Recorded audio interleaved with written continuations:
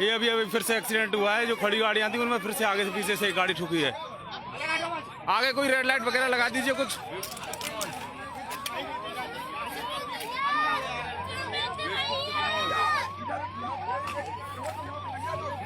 लगाओ सब लेके संग, बैरिकेड लगाए सब लेके संग, गाड़ी बाहर तमाम ले गई।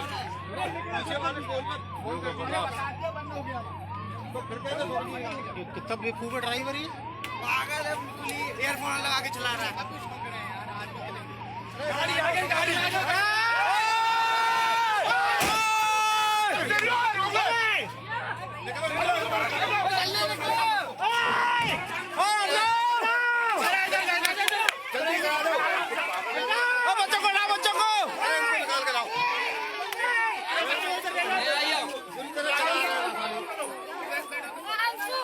पीछे से गाड़ियां रोकनी चाहिए ना इनको। अरे टोल पे बने करो, टोल पे।